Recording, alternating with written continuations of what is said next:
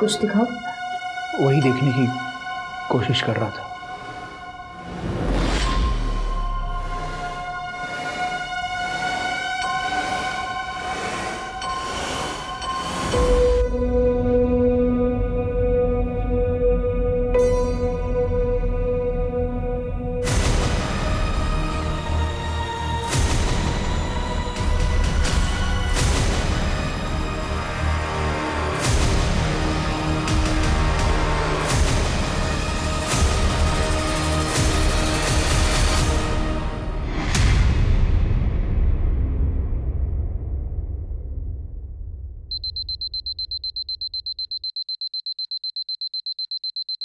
मिथिला, कर।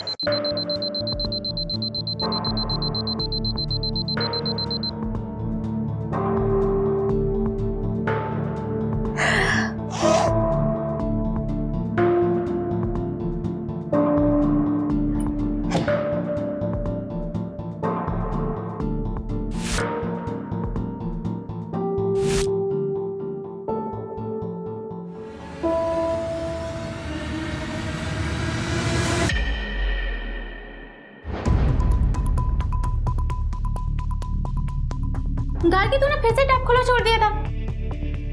यार ध्यान में नहीं रहा होगा मेरे। हाँ, पर पानी तो खत्म हो गया, टंकी खाली हो गई है, मुझे लेट हो रहा है।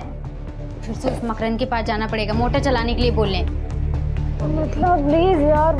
टैप तूने खोल के छोड़ा है, अब तू चलेगी मेरे साथ। अरे मत कर ऐसे, मेरे को लेट हो रहा है, उठ।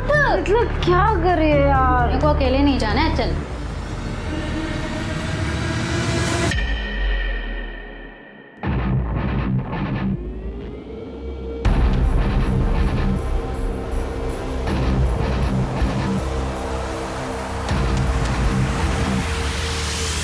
क्या है? क्या काम है? अंकल, हमारे वॉशरूम का टैप खुला रह गया था तो पानी खत्म हो गया। आप प्लीज 5 मिनट के लिए मोटर चला दीजिए। नल तुम लोगों ने खुला छोड़ दिया और तुम्हारे लिए मैं मोटर ऑन कर दूं।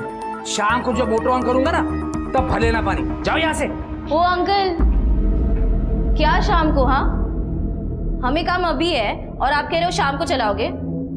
देखिए, मेरे रूम की टंकी भी खाली हो गई है, जाइए मोटर चालू कीजिए।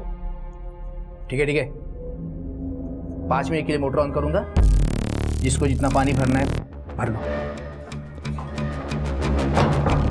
वाह दीदी, आपने अंकल की कौन सी नस दबा रखी है कि आपको कुछ भी नहीं कहते, उल्टा आपकी सारी बात मान लेते हैं। अरे है एक सीक्रेट। जाओ तुम लोग जाके पहले पानी भरो, मैं वापस मोटर चालू नहीं करवाऊंगी।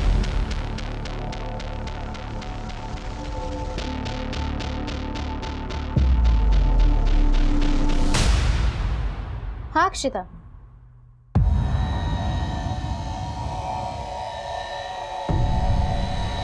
कब हुआ? क्या हुआ? मिथिला क्या हुआ? क्या? पापा को हार्ट अटैक आया है। पापा नहीं।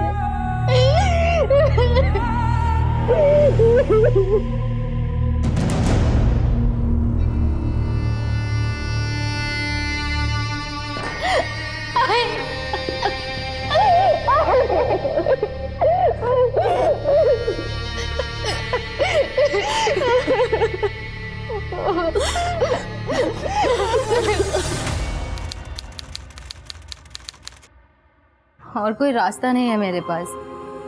बाबा हम लोगों के लिए कोई भी सेविंग छोड़ के नहीं गए। मैं पढ़ाई करना भी चाहूंगी तो भी नहीं कर पाऊंगी। आई को मेरी जरूरत है यहाँ पे, वो अकेले मैनेज नहीं कर पाएंगी। अरे तू वहाँ पे रह के आंटी की कैसे हेल्प कर पाएगी?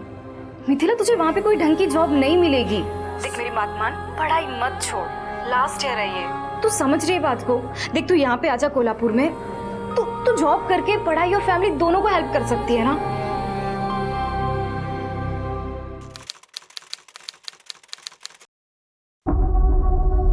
सुन मिथिला, तू ना टेंशन मत ले, मैं तुझे अपने एजेंट का नंबर देती हूँ। उसने मेरे लिए भी जॉब लगवाई थी, तेरे लिए भी कोई जॉब ढूंढ लेगा वो। हाँ, ये देखो यहाँ पर हैं सब। दादा आप? पापा ने कॉल करके बताया नहीं कि आप आने वाले थे। अरे तुम्हारे पापा बता देते तो तुम्हारे दादा को तुम्हारी ये पंचायत कैसे पता चलती? हैं? देख लो, तुम्हारे पापा के पैसों से ये पढ़ाई चल रही है इनकी। घारकी के पापा के पैसे है ना, तो उससे वो पंचायत करे या पढ़ाई, आपको क्या करना है? अच्छा ये बताओ, तुम यहाँ पर रहने वाले हो या जाने वाले हो? नहीं, वो कमरा तुम्हारे लिए साफ करना पड़ेगा मुझे। नहीं अंकल, इसकी कोई ज़रूरत नहीं है, मैं कुछ देर में चला जाऊँगा। हाँ ठीक है।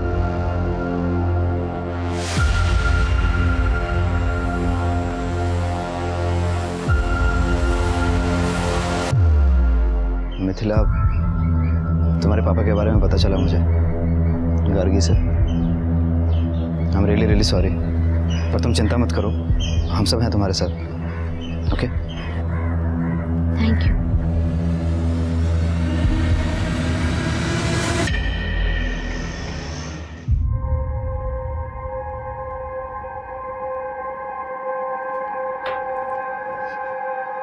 मिल गई जो?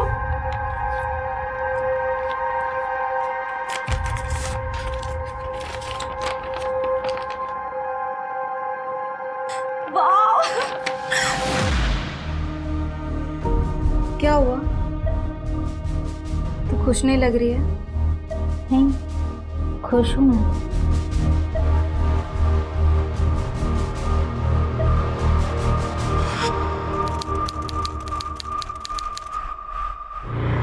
बस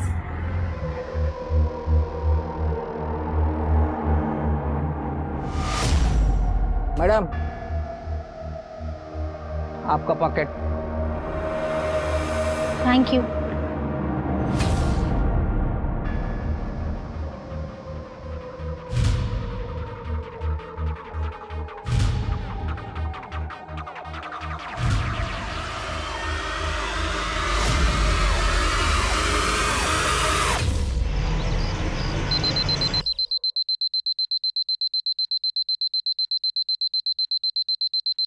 मिथिला, मिथिला क्या करे फोन? मिथिला,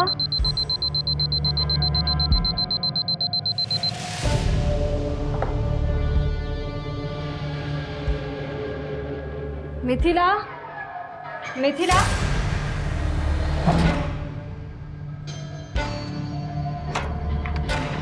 मिथिला, दीदी मिथिला को देखा क्या? यहाँ पे आई थी? नहीं। मिथिला? नहीं, अरे यहाँ नहीं आई। क्यों? क्या हुआ? अंकल, आपने मिथिला को देखा क्या? नहीं तो। कहाँ गई मिथिला? मिथिला, मिथिला, मिथिला, मिथिला, मिथिला, मिथिला,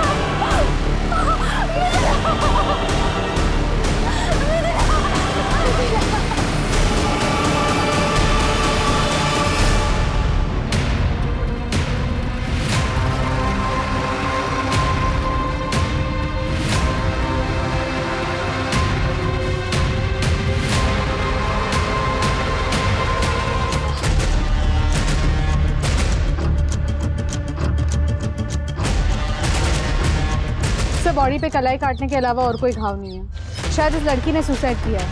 किस चीज़ से काटी है कलाई? ब्लेड, चाकू कुछ मिला? नहीं सर, कोई सुसाइड नोट भी नहीं है। शिव, कि ऐसा कैसे हो सकता है कि लड़की ने अपनी कलाई काट ली? लड़की का कमरा चेक करो, हो सकता है वहाँ सुसाइड नोट भी मिल जाए। ये घर आप ही का है? हाँ, मेरा पुश्तैनी मकान है ये। क्या नाम है आपका? मकरंद तांबे। वो जो लड़की है वो आपकी कौन लगती थी? साहब वो मेरी किराएदार है, किराएदार थी साहब, मिथिला हेगड़े। साहब वो ये जो है ना, ये गार्गी जो पहली वाली लड़की है ना, वो उसकी रूममेट है। क्या हुआ, सुबह जब इसकी आँख खुली तो मिथिला उसको कमरे में दिखी नहीं, इसलिए घबरा कर मेरे पास आई। फिर हम सब लोग उसको ढूंढने के लिए गए तो वो वहाँ ऊपर पड़ी मिली। क्या कर रही थी वो ग्रेजुएशन करती थी साहब, और साथ साथ नौकरी भी करती थी। ये सारी लड़कियाँ मेरी किराएदार है। ये गार्गी जो है वो ग्रेजुएशन के 3rd ईयर में है। ये आरुषि है, ये नौकरी करती है। और ये नैनिका है, वो ग्रेजुएशन के 1st ईयर में है। ये रेसिडेंशियल प्रॉपर्टी में आप गर्ल्स का पीजी हॉस्टल चलाते हैं, लाइसेंस है आपके पास? हाँ साहब, लाइसेंस है मेरे पास। और साहब ये सारी लड़कियों का पुलिस वेरिफिकेशन भी हो गया है। ये मैडम जानती है ना मेरे को। साहब यहाँ पे जो भी नई लड़की आती है ना, मैं सबसे पहले उनका वेरिफिकेशन करवाता हूँ साहब।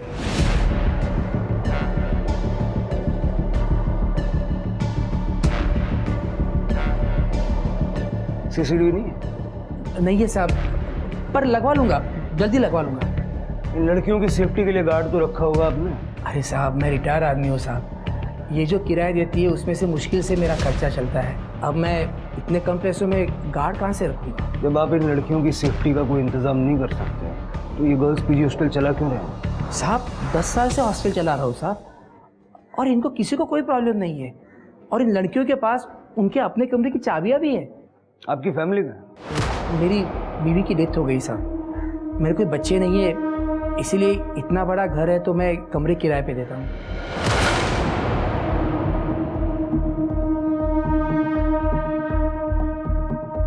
कल रात यहाँ पर आप और ये लड़कियाँ ही थी या कोई और भी था?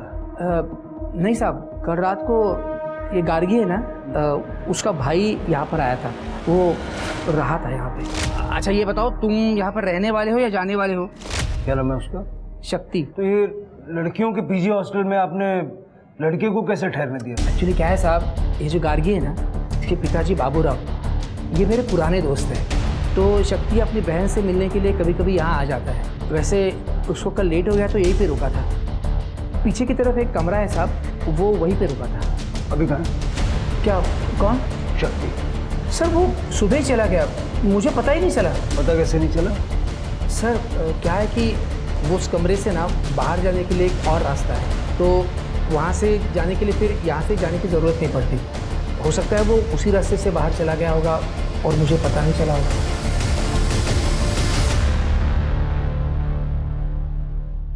योगेश कुछ मिला? सर यहाँ पे कुछ नहीं है। चढ़ना ऊपर। Okay sir. चढ़ सकते हो? हाँ सर। आराम से आराम से।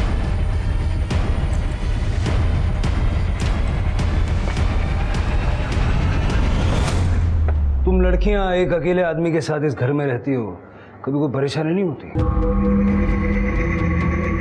वो सर यहाँ रेंट बाकी सब जगह से कम है, और मकरंद अंकल ये साइड पे अपने रूम में रहते थे और हम लोग सब लोग उस साइड पे। ना हमारा किसी से लेना ना देना था, तो प्रॉब्लम कहाँ से होगी? मिथिला तुम्हारी रूममेट थी ना? कल रात को क्या हुआ था पूरा डिटेल में बताओ। सर कल मैं 12 बजे तक पढ़ रही थी, उसके बाद मैं सो गई। फिर मिथिला कब रूम से बाहर गई, क्या हुआ, मुझे कुछ भी नहीं पता। मिथिला परेशान थी क्या? मतलब इतनी ज़्यादा परेशान कि वो सुसाइड कर ले? सर मिथिला के पापा की 2 महीने पहले डेथ हो गई थी, तब से वो बहुत परेशान थी। उसको पैसों को लेकर भी प्रॉब्लम हो रही थी। ऐसा कहा उसने तुमसे? जी सर। सर पर जब से उसकी जॉब लगी थी ना, मुझे ऐसा लगा ही नहीं कि उसको कोई प्रॉब्लम हो भी सकती है। वो टाइम पर घर पे पैसे भी भेजती थी और कॉलेज भी जाती थी। इनफैक्ट काफ़ी खुश थी वो, और एक बार तो उसने हमें पार्टी भी दी थी। नहीं दीदी, वो खुश रहने का सिर्फ दिखावा कर रही थी बाहर से। सर वो अंदर से बहुत परेशान थी, क्योंकि मैंने खुद कितनी बार मिथिला को रात को चुप चुप के से रोते हुए देखा है। मिथिला का किसी से कोई अफेयर वगैरह था क्या? नहीं सर, अगर ऐसा कुछ होता तो वो मुझे ज़रूर बताती।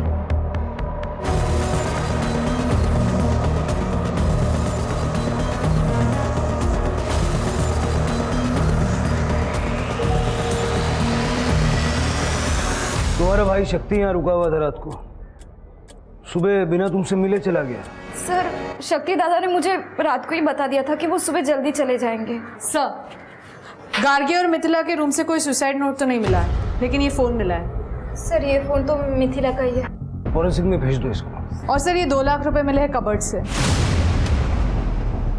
अभी थोड़ी देर पहले तुम बता रही थी कि उसके पिताजी का देहांत हो गया 2 महीने पहले और पैसों को लेके बहुत परेशान थी वो। अचानक से ये 2 लाख कहाँ से आ गए? सर मुझे नहीं पता है, मिथिला ने कभी मुझे इन पैसों के बारे में नहीं बताया। अपने भाई को फ़ोन करके बुलाओ, बात करनी है उससे। जी सर।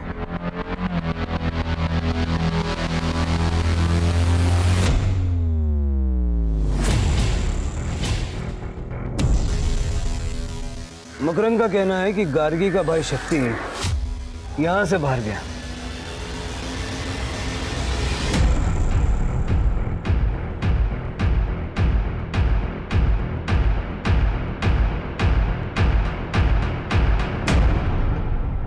शिरके कहीं ऐसा तो नहीं है कि मिथिला का मर्डर करके सीन को सुसाइड में कन्वर्ट किया है?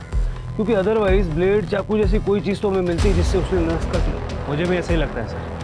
ये बाउंड्री देखिए ना, इस पे कोई भी आसानी से चढ़ के घर की छत पे चढ़ सकता है, और अगर कोई ऊपर से मदद करने वाला हो तो ये काम और भी आसान है। हो सकता है कि आने वाला मिथिला का बॉयफ्रेंड हो या इन तीनों लड़कियों में से किसी एक का बॉयफ्रेंड। मिथिला और इन तीनों लड़कियों के साथ साथ मकरंद का सीडीआर भी निकल गया। पता करूं कि इन चारों लड़कियों में आपस में बनती कैसे थी।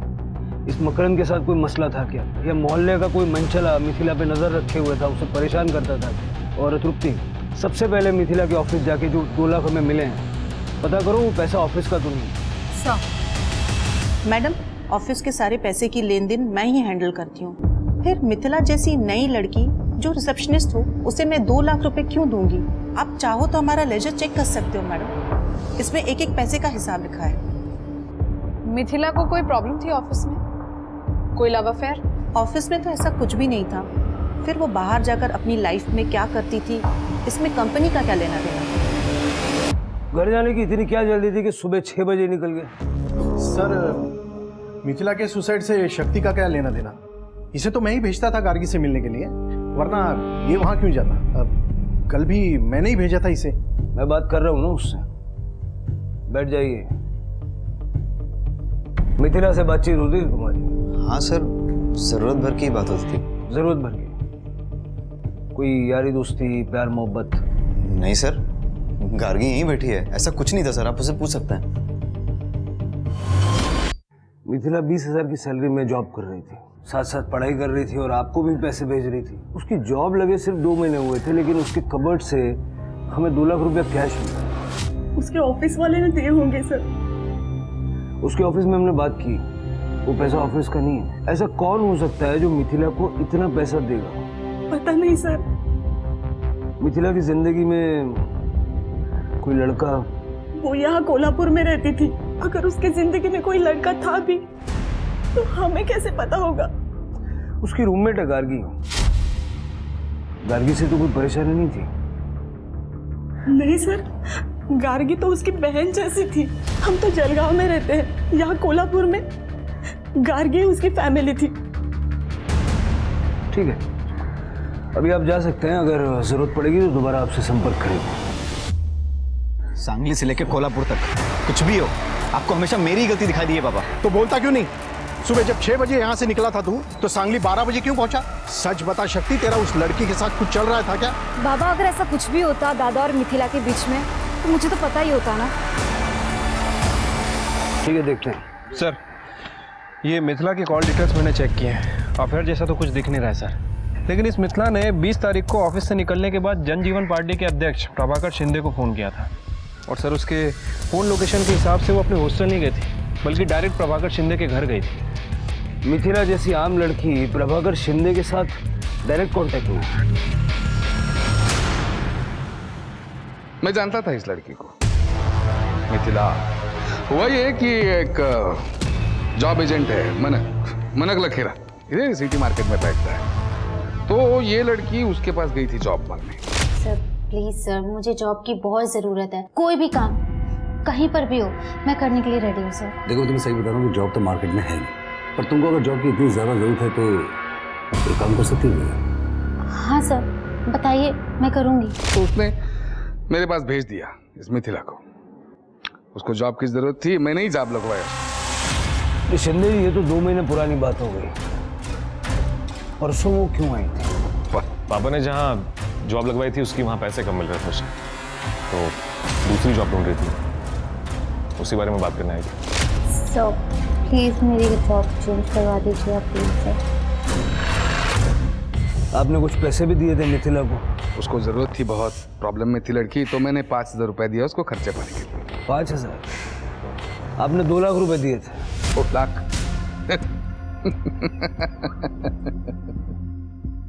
क्या धवल, इतने पैसे है क्या आजकल पॉलिटिक्स में? सर ये आपकी नजरिए का प्रॉब्लम है। सच कहता हूँ, ऐसे किसी को भी 2-2 लाख बांटने जितने पैसे नहीं है मेरे पास। मैं मान रहा हूँ ना, मैंने 5,000 रुपए दिए उसको, उसके ऊपर एक पैसा नहीं दिया। सर मिथिला ने मुझसे बात की थी। एक्चुअली क्या है कि वो जॉब बदलना चाहती थी और मार्केट की हालत इतनी खराब थी कि मैं चाहकर भी उसकी मदद कर नहीं सकता था। पर मैंने उसको ये कहा था कि तुम जो भी जॉब कर रही हो उसको कंटिन्यू रखो और जैसी कोई नई जॉब आएगी मैं तुम्हें दे दूंगा। पता नहीं उसकी वजह से मुझे कॉल नहीं किया।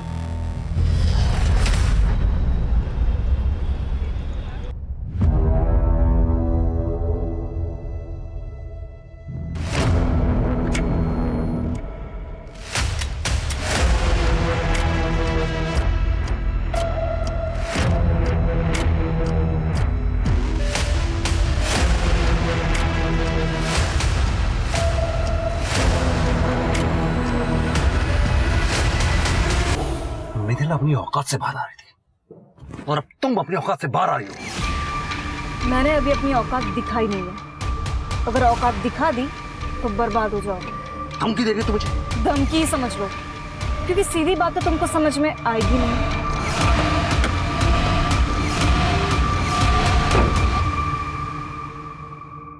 सर, मिथिला की पोस्टमार्टम रिपोर्ट आ गई है। सर, रिपोर्ट के हिसाब से मिथिला 2 मंथ प्रेग्नेंट थी, लेकिन उसने सुसाइड किया है या मर्डर ये कंफर्म नहीं हो पा रहा। तो केस ही उलझ गया सिर के। डॉक्टर्स को बोलो कि मिथिला के बच्चे का विसरा प्रिजर्व करें, क्योंकि बच्चा उसके मर्डर या सुसाइड का कारण हो सकता है। और मिथिला की माँ से बात करो। मैडम, मैं आपको पहले ही बता चुकी हूँ कि मैं किसी लड़की के बारे में नहीं जानती, तो फिर मैं कैसे बताऊँ कि मिथिला किसके बच्चे की माँ बनने वाली थी। गार्गी कहाँ गई थी? पता नहीं मैडम, हमारी सो के उठने से पहले ही वो रूम से कहीं चली गई थी। हमें नहीं पता गार्गी कहाँ है, और इनफैक्ट मिथिला की प्रेगनेंसी की बात भी हमारे लिए बहुत ज़्यादा शॉकिंग थी। तृप्ति, ये गार्गी का फ़ोन तो बंद आ रहा है। मेरी उसकी फादर से बात हुई, वो सांगली में ही है, लेकिन उन्हें भी नहीं पता कि गार्गी कहाँ है। ठीक है सर, मैं उसका फ़ोन सर्वेलेंस पे डालती हूँ ट्रैकिंग के लिए। सर मैम, मुझे आप लोगों को कुछ बताना था। वो जिस दिन मिथिला की डेड बॉडी टेरेस पर मिली थी, गार्गी बहुत ज़्यादा ही परेशान थी। इतनी परेशान कि जैसे उसे पहले से ही पता हो कि मिथिला को कुछ हो गया है। कहना क्या चाहती हैं आप? सर, मैं बस इतना कहना चाहती हूँ कि मिथिला की डेथ के बाद से गार्गी बहुत ज़्यादा अजीब बिहेव कर रही है।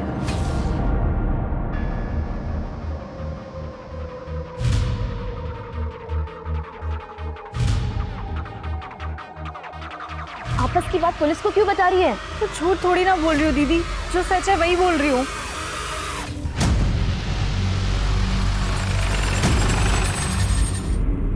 सर, यहाँ 1 महीने पहले टेक्निकल रीजंस की वजह से कंस्ट्रक्शन का काम बंद हो गया था, लेकिन आज जब लेबर्स फिर से काम शुरू करने आए तो उन्हें खुदाई में ये डेड बॉडी मिली और लेबरर्स ने हमें इन्फॉर्म किया है। गार्गी की बॉडी है सर। पहले मिथिला और अब आपकी बेटी गार्गी, दोनों का इस तरह से मारा जाना इत्तेफाक तो नहीं हो सकता। पॉसिबल है कि गार्गी को मिथिला के बारे में या उसकी मौत के बारे में कुछ ऐसा पता था जो मिथिला का किलर नहीं चाहता था कि गार्गी सबको बताए, और इसीलिए उसने गार्गी को मार दिया। सर, आखिर गार्गी मिथिला के बारे में ऐसा क्या जानती होगी? शायद मिथिला के होने वाले बच्चे के पिता का नाम। क्या मिथिला प्रेग्नेंट थी? 2 महीने से। क्यों, तुम्हें कॉन्फिडेंस था कि मिथिला कभी प्रेग्नेंट नहीं होगी? सर, ऐसा कुछ नहीं है। सर, आप मुझ पे फालतू में शक कर रहे हैं। अगर फालतू में शक कर रहे हैं तो डीएनए टेस्ट कराने में कोई प्रॉब्लम तो नहीं होगा तुम्हें?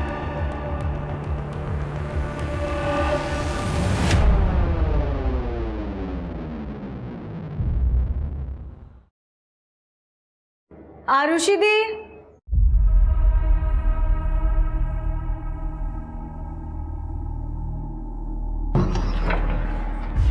दीदी आप यहाँ पे क्या कर रहे हो? वो मैं रेंट देने आई थी। पर आप तो ऑनलाइन पे करते हो ना? हाँ, पर मेरा अकाउंट लॉक हो गया ना, तो सोचा कैश दे दूँ।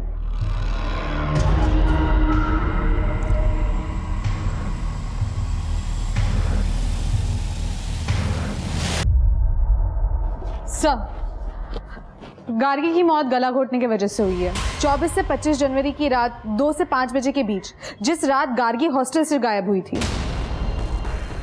सर, मैंने गार्गी के फ़ोन लोकेशन और कॉल डिटेल्स चेक की है। एक इम्पॉर्टेंट बात सामने आई है। सर, इनके हिसाब से गार्गी भी प्रभाकर शिंदे के यहाँ गई थी 25 तारीख को रात में 1 बजे।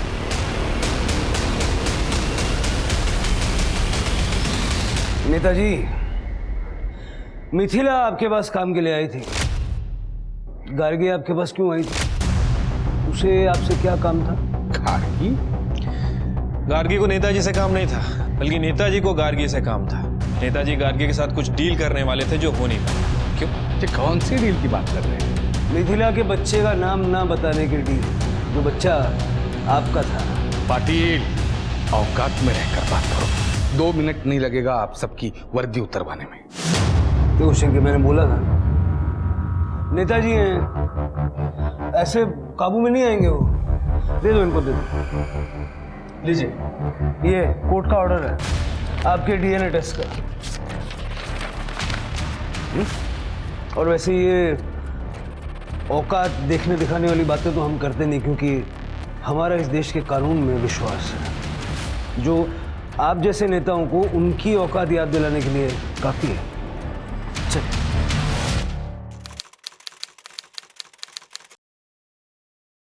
सर, मिथिला के बच्चे का डीएनए शक्ति से मैच नहीं कर रहा है, लेकिन प्रभाकर शिंदे से 50% मैच कर रहा है।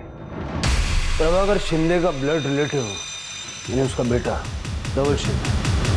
सर, मेरा कोई अफेयर नहीं था मिथिला के साथ। मैंने तो उसे पापा के साथ देख लिया था, सोते हुए। नशे में था सर मैं। इतनी खूबसूरत लड़की को देख के दिमाग खराब हो गया था मेरा। और उसके बाद जब वो घर से निकली तो पीछा किया उसका मैंने। सर, उसके बाद इस लड़की से मैं मिला तक नहीं। मुझे तो पता भी नहीं था सर कि ये प्रेग्नेंट है। मेरा छोड़िए सर, उसे खुद नहीं पता था कि वो बच्चा किसका है, पापा का, मेरा या वो मनक का। वो जॉब है जी। हाँ सर। सर, एक्चुअली मिथिला को नौकरी की जरूरत थी और मंत्री जी को मिथिला जैसी खूबसूरत लड़कियों की जरूरत थी। बस इसीलिए मैं मिथिला को मंत्री जी के पास लेकर गया था। हम जैसे नेता जनता की सेवा के लिए तो है, बस एक ही सवाल है कि सेवा के बदले आप मेवा क्या देती हो? सब मैं क्या दे सकती हूँ आपको?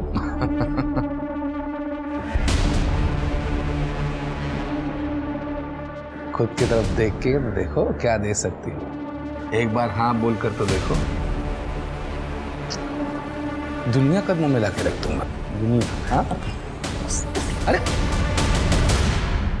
मिथिला अच्छी लड़की, लेकिन सर उसको पैसों की जरूरत थी। इसी वो दिन भाग जरूर गई, लेकिन 2 दिन के बाद फिर मेरे ऑफिस में वो आई थी। सर प्लीज मुझे एक बार मंत्री जी से मिलवा दीजिए। अब मैं इस बार नहीं भागूंगी सर। सर, मुझे जॉब की बहुत जरूरत है। तुम भागोगी या नहीं भागोगी ये तो अब मुझे टेस्ट करना पड़ेगा। अरे तो तुम के दलाल अपना झूठा मेरे को भेजेगा तू सली। अरे तो पहले तुमने मिथिला का रेप किया, बाद में नेताजी के पास ले गए तो तुमने उसका रेप किया, और उसके बाद तुम्हारे बेटे धवल ने उसका रेप किया। जब वो प्रेग्नेंट हो गई तो तुम्हारे पास आई। बाप की थाली में मुंह मारेगा तू, और वो भी अकल नहीं है। पापा, नादानी में हो गया। अब मंत्री जी, इस लड़की का क्या करना है? बच्चा है पेट में तो गिरा दो। 2 लाख रुपए। पर मैं अबॉर्शन नहीं कराऊंगी। अबॉर्शन कराना पाप होता है। सर, मिथिला तो एबॉर्शन के लिए मान ही नहीं रही थी। मैंने जैसे तैसे उसको मनाया, पता नहीं उस रात को जाके उसने सुसाइड क्यों कर लिया, मैं समझ नहीं पाया। मिथिला ने सुसाइड नहीं किया, और ना ही वो कभी अबॉर्शन के लिए मानी थी। तुम लोगों ने उसे मार के सुसाइड का सीन क्रिएट किया। नहीं सर, मैं एक्चुअली अगले दिन एबॉर्शन के लिए उसके साथ जाने वाला था। उस वक्त उसने सुसाइड किया या उसका मर्डर हो गया, ये मुझे सच में नहीं पता है। गार्गी को उसने सब बता दिया था ना तुम लोगों के बारे में? हाँ, बताया था सर। फिर गार्गी ने हमें क्यों नहीं बताया? वो आपको क्यों बताती सर? उसका फायदा तो चुप रहने में था। देखो नेताजी, आपकी लोकल वर्क्स डिपार्टमेंट में काफी पहुंच है, वहाँ पे जॉब निकली है, मेरी जॉब लगवा दो। एक मिनट, लेकिन इस काम के लिए आप इतनी आधी रात ऐसे मैं अचानक? किसी को कुछ नहीं कहूँगी, आपकी और मिथिला के बारे में। ओह, तो गार्गी तुम लोगों को ब्लैकमेल कर रही थी, इसलिए तुम लोगों ने उसे मार दिया ताकि तुम्हारी मुसीबत जड़ से खत्म हो जाए। हत्या राजनीति में सबसे आखिरी रास्ता होता है सर, सबसे पहला नहीं। आज तक मैंने इतने लड़कियों को नौकरी लगवाई है, एक और, उसमें क्या क्या कठिन था? इस बात की क्या गारंटी थी कि गार्गी उसे ब्लैकमेल नहीं करती? सर जब करती तब देखता, लेकिन अब जब सीधी उंगली से घी निकल रहा है तो उंगली टेढ़ी करने में कुछ मतलब ही नहीं था। सर आप वो लोकल वर्क डिपार्टमेंट में पूछ लीजिए सर। गार्गी रात को मेरे घर आई, उसके दूसरे दिन सुबह मैंने उसके जॉब के लिए बात की थी। अगर उसको मुझे मारना ही होता तो मैं उसके जॉब क्यों लगवाता? चलो मान लेता हूँ कि मिथिला और गार्गी के केस से तुम्हारा कोई लेना देना नहीं, लेकिन रेप तो तुमने किया है। चल के नेताजी, उनका बेटा धवल और मानक, तीनों पे रेप का केस डालो। और तृप्ति, उन सभी लड़कियों से बात करो जिनकी नौकरी नेताजी और मानक ने मिलकर लगवाई है। I'm sure उनमें कई लड़कियां ऐसी होंगी जिनका इन्होंने शोषण किया।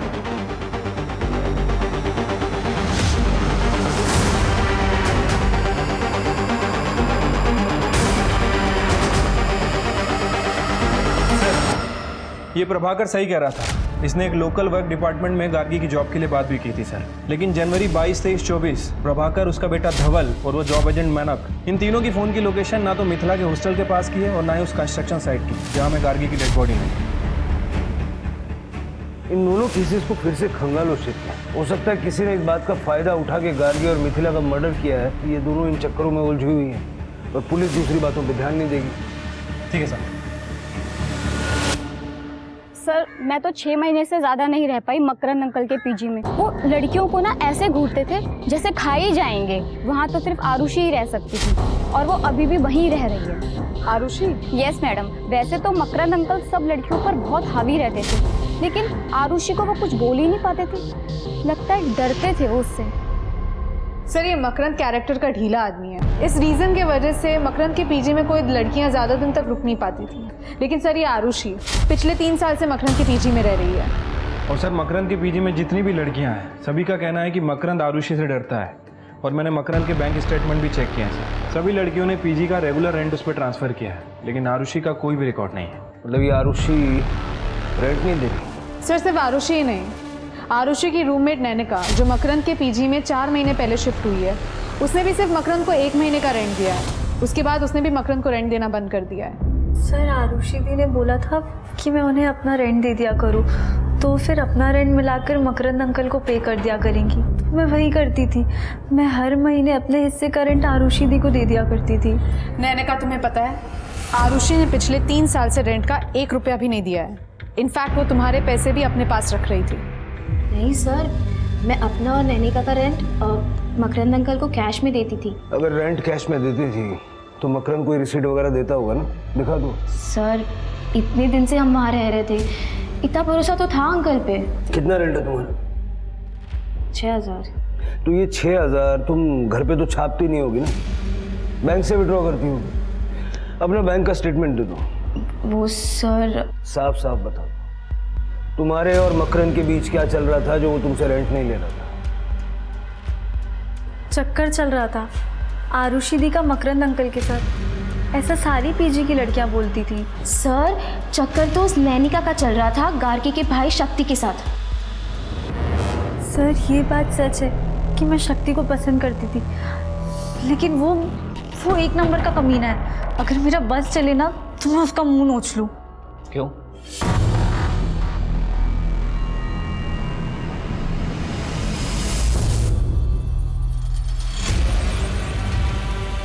नानिका, नानिका क्या कर रही हो ये? अरे क्या हुआ? उठो यहाँ से, बाहर निकलो। अरे अरे निकलो यहाँ से। शक्ति क्या है? जाओ यहाँ से। शक्ति क्यों ऐसे बात कर रहे हो? दादा क्या हुआ? पूछो इस नानिका से, जबरदस्ती गले पड़ी है मेरे। ओए शक्ति, एक तो सुबह से मेरे आगे पीछे घूम रहा है, अभी बोल रहा है मैं तेरे गले पड़ी हुई। हाँ सीधा सीधा बोलना कि तेरे बता कुछ भी नहीं है। नहीं क्या? अपने भाई का इलाज कराओ, वरना मोहल्ले वाले ना शादी के बाद मजे लूटेंगे। तमीज अपना मुंह संभाल के बात कर। शक्ति ने तुम्हारी बेइज्जती कर दी और गार्गी ने सबके सामने तुम्हें थप्पड़ मारा। बुरा तो बहुत लगा होगा तुम्हें। हाँ सर, लगा तो था। इसी वजह से गार्गी और मेरे बीच में बात नहीं होती थी। शक्ति गार्गी का भाई था, गार्गी मिथिला की रूममेट थी। उन दोनों ने नैनिका को सपोर्ट नहीं किया, समझ में आता। लेकिन तुम तो नैनिका की रूममेट थी, तुम्हें तो उसे सपोर्ट करना चाहिए था। मैं कैसे सपोर्ट करती उसको सर? मैं जानती थी कि नैनिका खुद अपने आप को फोर्स करती थी शक्ति पर। मैंने खुद देखा है सर। खुद देखा मतलब? दरअसल वो पीजी हॉस्टल सिर्फ हॉस्टल नहीं है, मकरंद अंकल का फिल्म स्टूडियो है।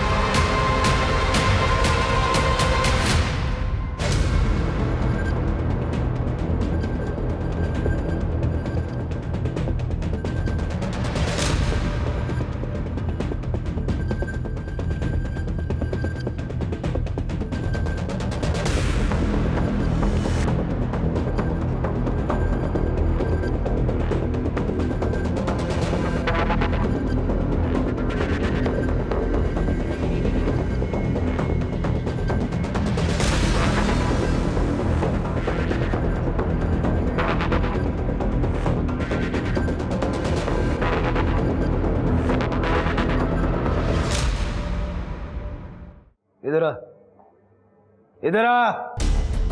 ये क्या है? ये पीजी के नाम पे फिल्म स्टूडियो चला रहा था क्या? हाँ? और जब आरुषि को पता चल गया तो वो किसी को बता ना दे, इसलिए बिना रेंट के उसे रहने दिया। हाँ, बेटी की उम्र की लड़कियों के साथ ये कर रहा था। जब मिथिला और गार्गी को पता चल गया तो तेरी पोल न खुल जाए, इसलिए दोनों को मार दिया। साहब मिथिला ने सुसाइड किया है, आप फुटेज में देख लो।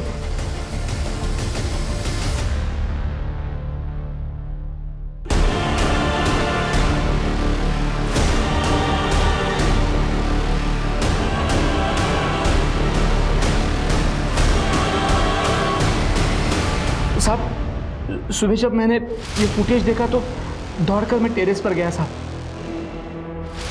तब तक मिथिला मर चुकी थी। उसने अपनी हाथ की कलाई काटने के लिए मेरे किचन का चाकू इस्तेमाल किया था। मैं डर गया, इसीलिए चाकू लेकर वहां से भाग गया। साहब आरुषि जानती है सब कुछ, उसने भी फुटेज देखा है सारा। और गार्गी? उसका नहीं पता साहब मुझे, वो तो अपने कमरे में थी नहीं। उस रात कार में बैठकर गार्गी के जाने का फुटेज है? हाँ है।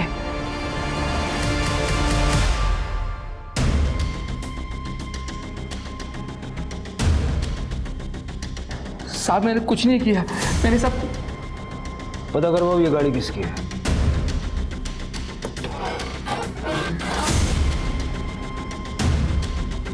सर इधर आइए। ये देखिए सर, इन औजारों में लगी मिट्टी को लैब में टेस्टिंग के लिए भेजो। और कंस्ट्रक्शन साइट की मिट्टी से ये मिट्टी मैच होती है, देखो। मेहमान आ गए क्या थाने? जी सर।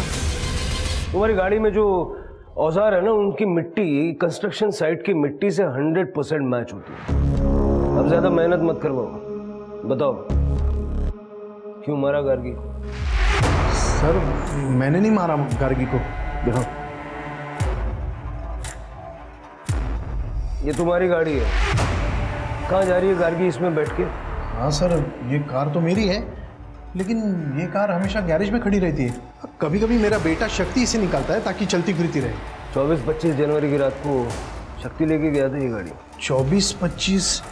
हाँ सर, शक्ति के किसी दोस्त का बर्थडे था तो वो ये कार लेकर गया था।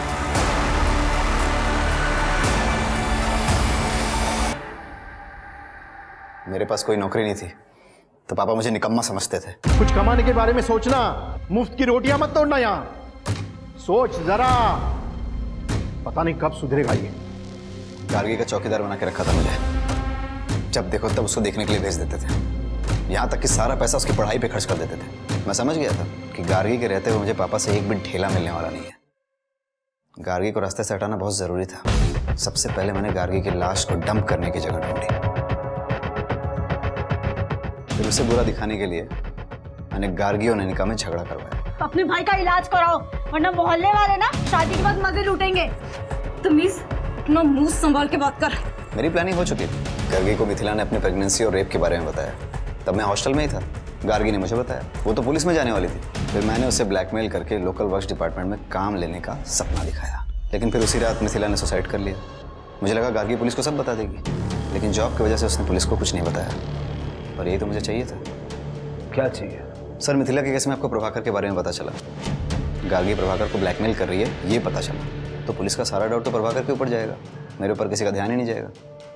मेरी प्लानिंग के हिसाब से मैं गार्गी को प्रभाकर के पास ले गया। गार्गी ने प्रभाकर को ब्लैकमेल किया। फिर मैं गार्गी को एक सुनसान जगह पर लेके गया।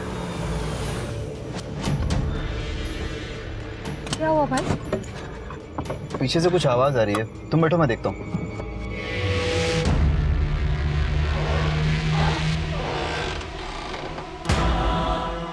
फिर गार्गी की लाश को गाड़ी में डाल के कंस्ट्रक्शन साइट पर डंप कर दिया। भगवान तेरे जैसा भाई किसी बहन को ना दे।